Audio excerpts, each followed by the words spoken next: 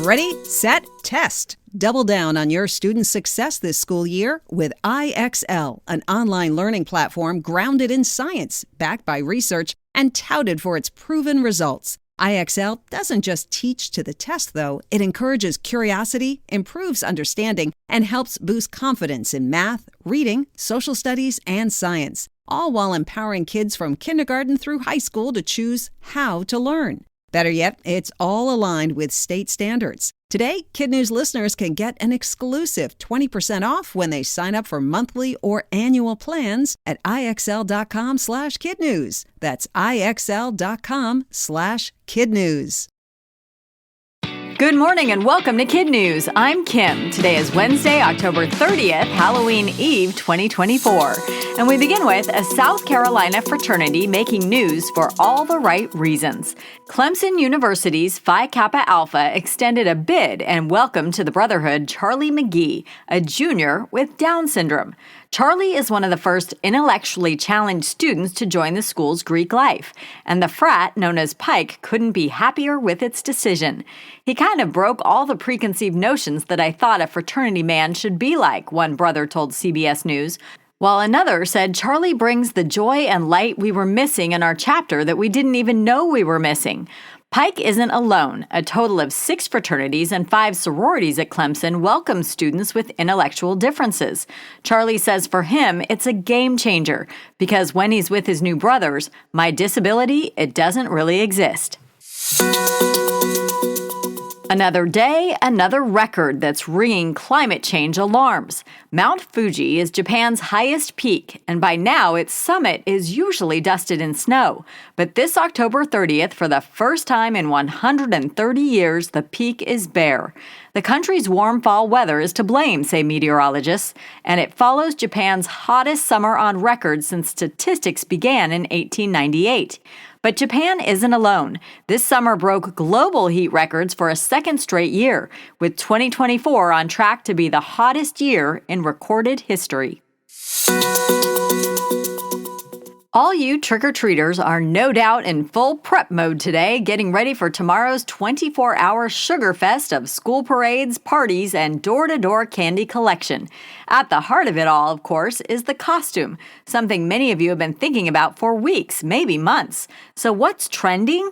According to Google, chances are you won't be alone if you're wearing any of the following: Red, or Queen of Hearts, from Descendants; Shrunken Head Bob from Beetlejuice, Envy from Inside Out, Marvel's Doctor Doom, Ladypool from Deadpool, Wolverine, and Fortnite character Peely.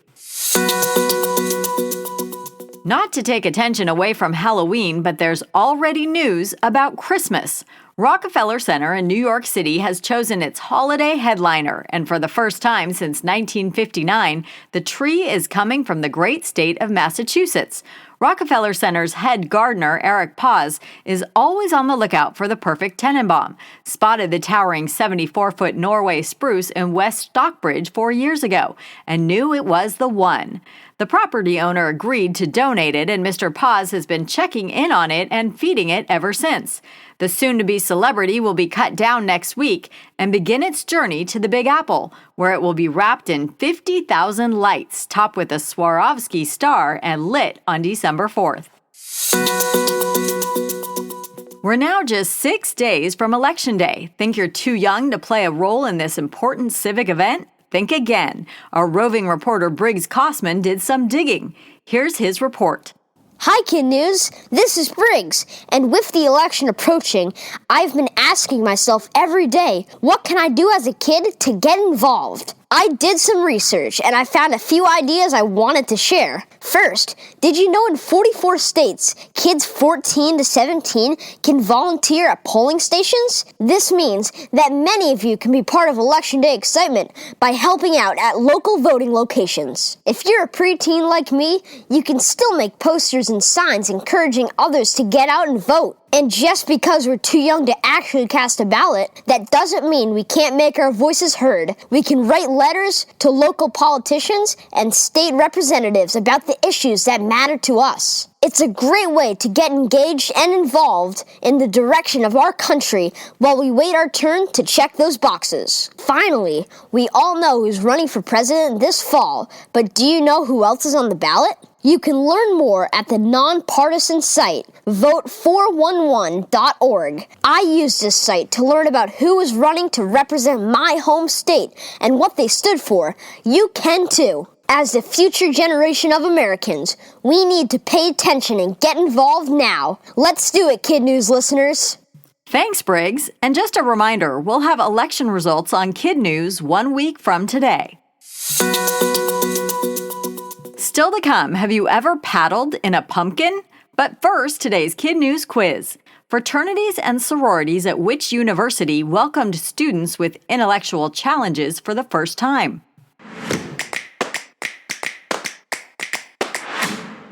Clemson in South Carolina. What mountain is so far snowless for the first time in 130 years?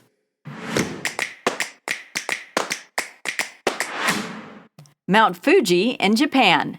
Name 3 top costumes this Halloween according to Google.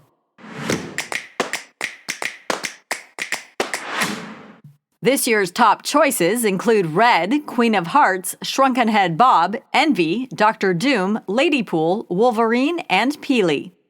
How tall is the Christmas tree chosen for 30 Rockefeller Center in New York City? 74 feet. In today's KidNuz Kicker, they grow pumpkins big in Belgium. So big, in fact, that every year hundreds of people hollow them out, climb in, and paddle like crazy in a local pumpkin regatta. The event started in the town of Casterly back in 2008, when local farmers decided they needed to find a new use other than soup for their 800-plus pound gourds. And with that, the race was born. But like porridge, getting it just right is hard. The pumpkins can't be too small or you won't fit. Can't be too big or it won't float. It needs to be just right. And then you need some skill. As reported in Reuters, paddling doesn't make them go forward, it makes them spin.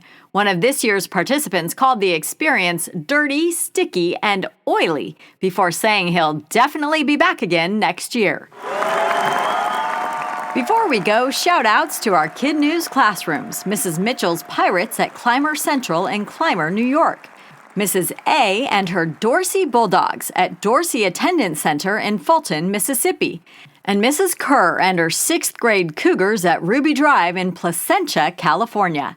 Thanks for listening. As a reminder, you can listen ad-free by signing up for a subscription at starglowmedia.com. Have a great day, and we'll see you back here for more KidNuz tomorrow morning.